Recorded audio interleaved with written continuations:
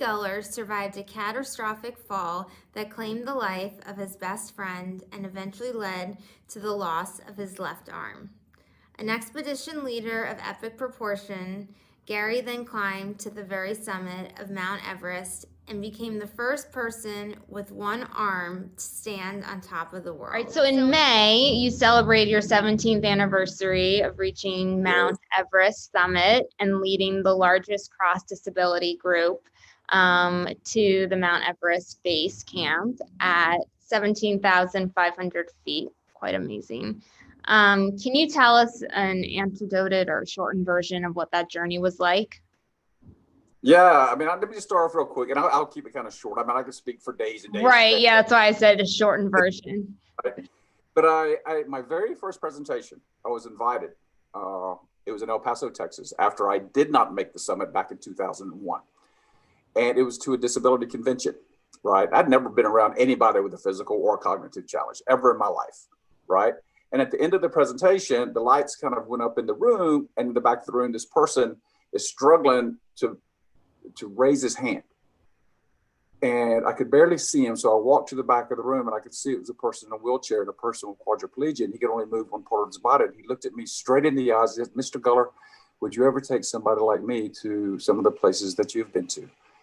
And, initially I thought, we're great friends now. I was like, this guy not only has this pretty extreme physical challenge, he's got to be a little bit cognitively challenged as well. If you think, wheelchair, quadriplegia, airplanes, altitude, very poor countries. I mean, it's just not possible in that moment.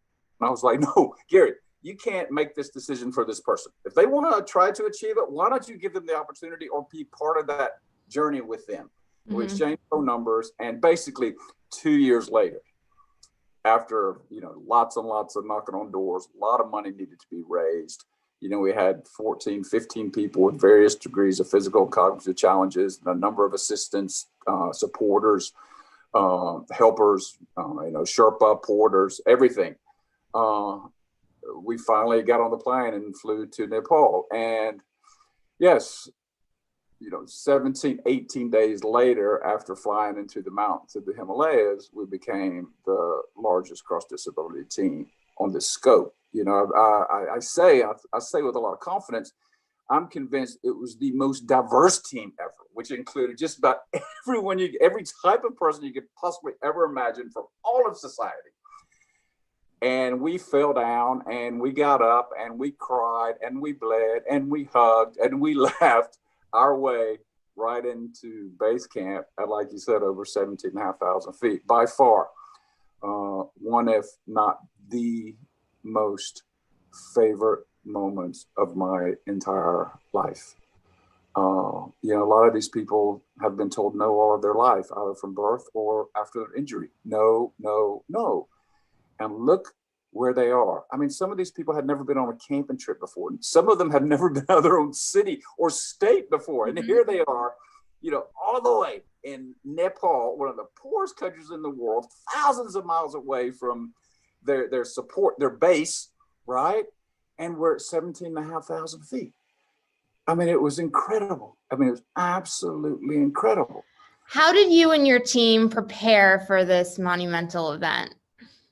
Well, I mean, that's another great question, because, and I get asked this question a lot, because it was very challenging and very difficult for us to all get together for the 2 years prior to us arriving into Nepal, right? But the moments that we did have the opportunity to all get together as a team, instead of concentrating on doing athletic endeavors or pushing the teams, do this, I spent time with everyone getting to know each other better. Know their family, know their past, know their histories, know their good traits, their not so good traits, what they're proud of, what they're not so proud of, and bonding, right? So at least when we got to Nepal, because I had anticipated we were going to have challenges that no one can foresee. They can't foresee, I can't foresee for them, I can't foresee for the expedition, nor the weather, the porters, the Sherpa, no one. And we're going to have to be at that highest level possible to overcome those challenges. Not only overcome them, but have the ability to overcome them quickly. because we didn't have the luxury of just extra days and days and days on a limited budget. We had to keep moving to achieve what we set out there to achieve, right? So I guess to answer your question in a nutshell, when we could all get together, we did. It wasn't as often as most people think, but when we did, it was much more powerful and much more stronger. And from the very first time we got together, everybody trying to figure out who each other was as an individual, to the time we got together before we left, we were a very tight, very, very tight unit. That's great. And I think having a tight unit that knows one another and so forth is especially important, and it's also very comforting and rewarding. Were there any obstacles that you guys had to overcome? And if so, how did you guys all triumph? You know, sometimes when you see the short video clips or even the documentary, you know, you kind of think, oh, this was all sort of cushy, and it was everything sort of ran according to plan. But in reality, there are a lot of challenging times. I mean, you're dealing with altitudes above 12,000, 14,000, 16,000 feet. And it's not like going skiing in Colorado. It's not like you get to take the chairlift to 15,000 feet or 14,000 feet and then you ski down very quickly to a lower altitude. I mean, you're actually living, communicating, going through the toilet, cleaning yourself, trying to stay positive, stay focused, and then add in the cold weather, then add in paralysis, right? And then add in the altitude. I mean, it's easy for people not to be happy, right? Sure. You don't have unhappy moments in the photographs or on the videos, but so there were challenges, and it was those type of challenges. And I remember telling the team in Kathmandu before we got on the plane to go into the mountains that I said, you know, I had to be upfront with them. I said, look, I am not aware of everything we're going to struggle with. I know from my past experience what I think I know we're going to expect, but I don't know for each individual one of you. Therefore, you folks are going to have to be able to quickly come to me and know that this is not an executive door, my tent door is open. And we will do whatever is necessary to make the challenge a little bit more easier.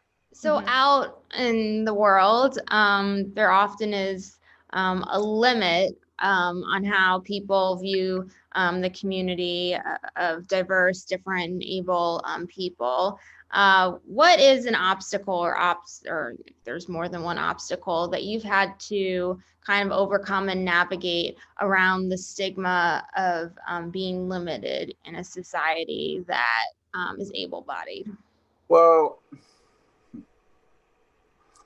I mean, just think about, just for a second, let's say somebody with one arm, climbing in the Himalaya, there we go, right? There's really, that's not possible for a start. I mean, that's just one.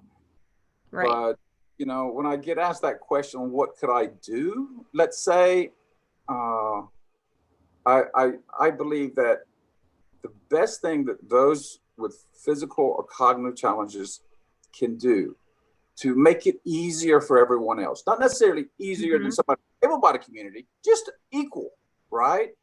Is obviously one, be a pretty darn good role model, and two, try not to feed that negative stereotype that's out there. Try to rise above that, right? I mean, I think about that when I give presentations. Okay, yes, I am a summiter. I've been very fortunate. I've been very blessed, but at the same time, when I'm up on stage, it's very obvious. I'm not hiding my arm. It's very obvious. And if there's one thing that, if it's 1 in 100 or 1 in 10,000 people, if there's one person that walks away from there that has a more positive appreciation for those with any sort of challenge, then to me, I have done my job, and I've done my job from my heart. And they get it and they got it, right? And it's just, I think it's important, as with everyone, right, to be